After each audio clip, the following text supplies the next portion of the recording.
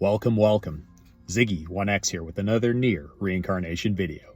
Today, we're going to dive into the newest and hottest piece of endgame content with the new Recollections of Dusk trials. This content introduces multiple new mechanics into the game and acts as a check upon the maturity of the player's account in several ways. In this, I'd like to break down what might seem to be a daunting task and to parse it off into what will be more manageable bits that anyone with the means and desire to begin these challenges will be able to use these tips to plan and execute these challenges with minimal effort. I also suspect that all future Recollections content will follow this same formula. So outside of some very minor additions, perhaps in the form of new area burdens, don't worry, we'll dive into these shortly. But I doubt that any challenges will affect the core gameplay or strategies moving forward. So, with no further ado, let's dive in, shall we? This is indeed endgame content, as the developers originally suggested prior to its release in August. It requires up to 15 different costumes and a whopping 45 different weapons to challenge any given final stage, be it easy, hard, or very hard. Each difficulty is functionally the same, though the difficulty of the opponents you will challenge does steadily ramp up. The challenge itself is located in the subquest menu and will act in much the same way as Mama's Room or the Cage exploration map, in that if you wish to exit this area to head back to Mama's Room, you will need to exit through the map icon in the main menu. I noted this in a previous video, but it merits mentioning again, that the difficulty for hard and very hard content is about on the level of floor 30 through floor 35 of any given limited elemental tower that appears every month. If you can beat these, you should be able to beat this. Don't feel that there is any rush to complete this content though. It ain't going anywhere. Next, let's discuss the mechanics of these challenges. Each stage is set up with what is called an area burden. These alternate between floors, but are applied evenly to each of the individual challenges on the given floor, including the final boss, the Frozen Heart Princess Fio. She is found in the middle door, and her challenge becomes available after you complete all the other challenges. Depending on the difficulty, there are up to 5 challenges per floor, and you will have to beat her at the end of each floor to clear it, and advance to the next. If you do not take these burdens seriously, your performance in these fights will suffer greatly for it. To overcome these burdens, you must equip weapons on the characters that provide barriers. You can see these weapons that have these barriers in your equipment screen, or just by long pressing the weapon in your loadout. Each of these preferred weapons will have a barrier attached to it at either +2 or +4. To fully mitigate a burden, a single character must reach a +10 on their barrier. Regular 4-star weapons from the summons will always provide a +4, while 3-star weapons will grant a +2, as well as the handout weapons from events, even if they are 4-star themselves. Dark memory weapons also only grant a +2 barrier. You want each character to get as close to +10 as possible, so to fully mitigate the area burden. There is a case to be made for exceptionally powerful equipment, such as dark memory weapons, to be used as a primary hand weapon, even if they don't grant the desired barrier bonus, due to their very high damage modifiers. There is wiggle room here, but never sacrifice too much of your barrier effect just to sneak in a favorite weapon. The good news here is that none of these fights consume energy, so you can attempt them as often as you like. There are 2 unique area burdens: Debilitating Bane, which reduces the damage player team deals by up to 90%, and Miasma of Indolence, which increases skill cooldown by up to a whopping 200%. These area burdens decrease incrementally for each unit in the player party, based off the bonus of that character's barrier, all the way down to no negative effect from the burden at a +10 barrier. Make sure that each character is equipping their own barrier, as these are not shared between characters. So armed with this knowledge, now it's time to understand the mechanics and the challenge that you're going to be facing, and how to best build your teams against them. Again, on each floor, you can only use a costume and weapon once. This resets upon completion of the floor with the Fio boss. Or you can go back to a challenge you have previously completed and reset the floor yourself. You will typically only do this if you can't complete another fight with your remaining roster. A way to avoid this is to scout out each fight. To do this, just walk your Theo over to an illuminated door and click on it. You will then be prompted to build a team, with the caveat that there is a required character in the center slot. This character, in any costume, must be on the team to enter the challenge. If you do not have any costumes of this character available, then you can duck out until you do. Or if it is because you use them in other fights, then you can reset the floor and try again. This is a very forgiving system, so just pace yourself, follow these steps, and plan ahead, and it will come together beautifully. Don't shy completely away from the 3-star costumes either. With Awakenings, these can be on par with unawakened 4-star costumes. With the costumes out of the way, next is the weapons. I personally found it prudent to use my inventory filter to just select strong elemental affinity types against the challenge, and to exclude everything else, i.e. only selecting wind primary and support weapons against the water challenge. The reason for this is that I want to make sure that I have enough of every type of affinity barrier weapon to complete the entire floor. This becomes more challenging on the final floor of each difficulty, as there's a total of up to, as I said before, 45 weapons needed to complete all 5 challenges, and you will want to stack as much barrier on these as you can. Each weapon only has one type of barrier on it, so not all of your weapons will provide barriers against a given floor.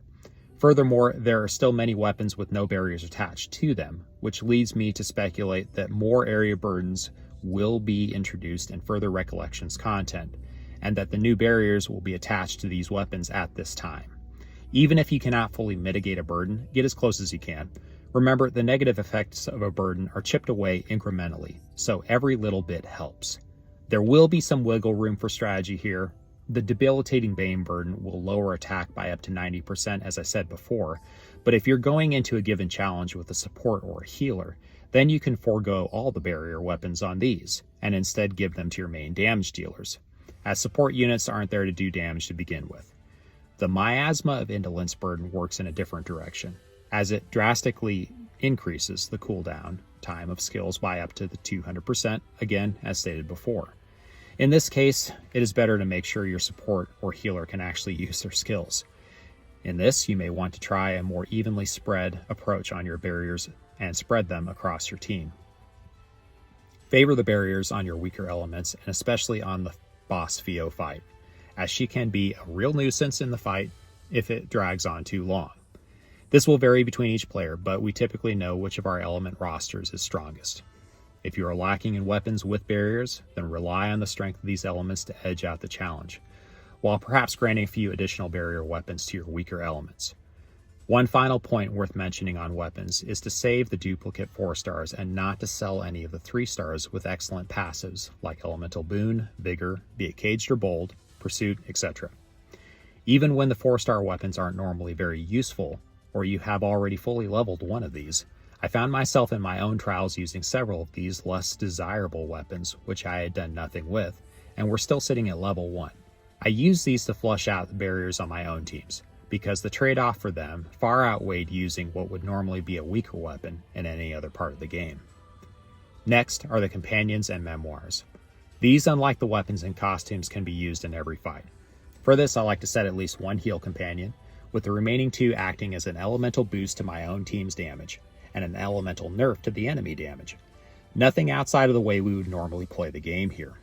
The memoirs were a completely different story though, and without a doubt the most frustratingly repetitive and redundant aspect of this challenge. That was until I finally set up my memoir set list.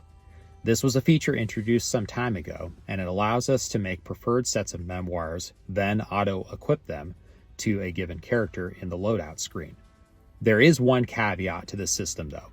In the list, you can use the same memoir in multiple sets, so if you are to try and equip these sets to your characters, it will not work, as the redundant memoir will already be equipped on another character.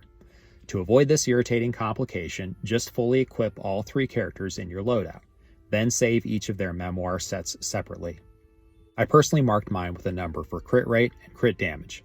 That way I can look at the character prior to downloading the memoir set onto them and determine which save sets to use.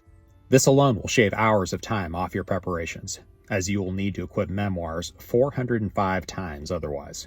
Trust me, the initial time invested is well worth it. The usual formula for building memoirs applies here as well. Build as close to 100% crit rate and over 150% crit damage on your primary damage dealers. Then build your healers with whatever else you can spare. They still do damage after all, though that is not their primary role. There are diminishing returns when building crit damage, so don't fret too much over this and build as close as you can to 200%. This seems to be a magic number in my own testing. Finally, let's talk about the enemies themselves, with the exception of the final fight against Theo. These will change based off each floor, as mentioned before. Each fight will require a specific character in the party to begin. Plan accordingly for this. I will be including a link in the description of this video to a helpful resource that breaks this information down. The required characters will change for each fight, on each floor. This means you should not plan on setting up 5 parties in your loadout menu, then just rushing into each new fight with these. It won't work. The one case where this is possible and where you should do this is the Theo fight. She is a wind element, so fire is strong against her. This means a Dark Memory fire costume works beautifully, as they have 25% innate wind resistance. Theo is also required for this fight in your own loadout, so Theo +2. I used Lars and Celebratory Yuri in my own group for my +2, and it worked beautifully. What this also means is that you cannot use any of these costumes in any of the other fights, or else they will not be available for the final Theo boss fight. In your regular loadout menu, you can optimize these 3 characters and build them for this specific fight. If you have followed these steps, when you queue up the final floor, this loadout will automatically populate, and you will be able to double check your weapon barriers, then go straight into the challenge. This strategy will remain unchanged for any future Recollections content. The final tip, and this applies only to this specific Recollections challenge, as I'm sure the other characters will have their own unique fight mechanics. Theo will combo your team into the dirt if you let her. She has a lot of pursuit in her kit, and it really adds on the damage if she is allowed to get in uninterrupted chains. Try to break these up if possible. The other note is that she applies a perfect barrier to herself at multiple points of the battle if the fight drags on too long. In earlier stages, you may not see it, but in later stages, you certainly will. It fully mitigates damage from a set number of hits. The number of hits that the barrier mitigates increases as you increase in the difficulty of the challenges. Make sure you're watching out for this barrier. It has a very visible effect. When it goes up, it is okay to fire off regular attacks and weapon abilities. The effects of the abilities still apply even if the attacks are not doing damage, and the barrier will not dissolve until it has been depleted by incoming attacks. Hold off on using character skills during this time and just wait for the weapon abilities to charge back up so that you can build chain and cap your damage with those character skills. Also, depending on the strength of your damage output, I would suggest at least 1 heal companion, as Theo does hit very hard. Outside of this, there's really not a whole lot to add. Again, take your time and enjoy the content for what it is. I will also mention that it is a hauntingly beautiful story that is told, and even the brief snippets of dialogue from Theo between each 4 paints a narrative tapestry that asks the question as to what we will learn about this child next. So thanks for watching. I do hope that this resource, this guide, proves helpful, and this is more geared towards the newer players and maybe those players who just don't have the time, because this is a very time-consuming challenge, and maybe they just haven't taken the opportunity to tackle it yet. And so I hope that I'm able to break down some of the steps that, for me, because I'm one of those players who just has a hard time getting in and committing a lot of time to the game.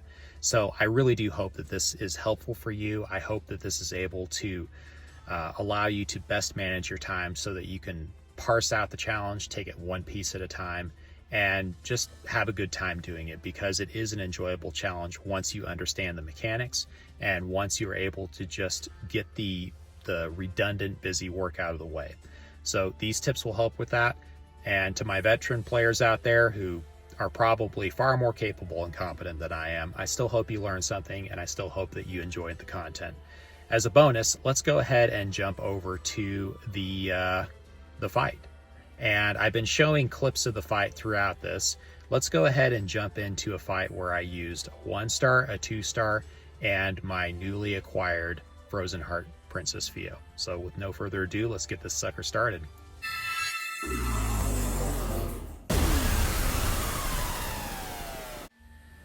Okay, here we are. So you can see I've got 1-star Griff, 2-star 2-star Griff, 3-star Lars, and my Frozen Heart Princess Fio, who is at this point fully awakened and ascended.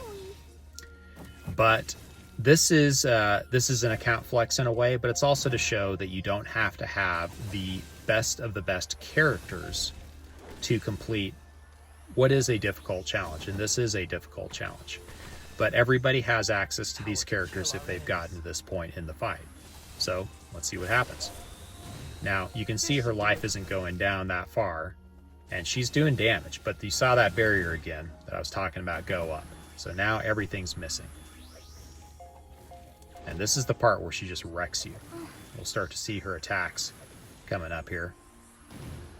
And she's about to nuke Griff. Thank you. Now, with my other fight, I did use an attack companion. I didn't need the heal companion.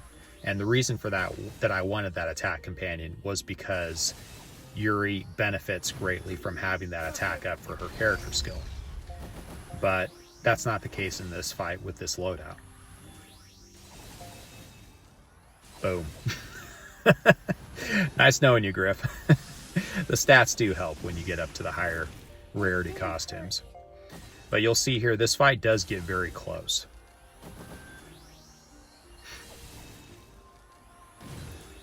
And it is going to be Fio who ends the fight.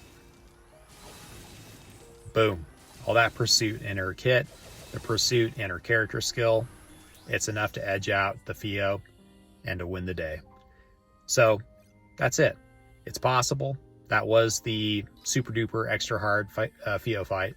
And I'm not gonna go any further with this. I'm gonna leave it there. So again, I hope you all enjoyed the content. This was exciting for me to make, and I think it was a good thing to make.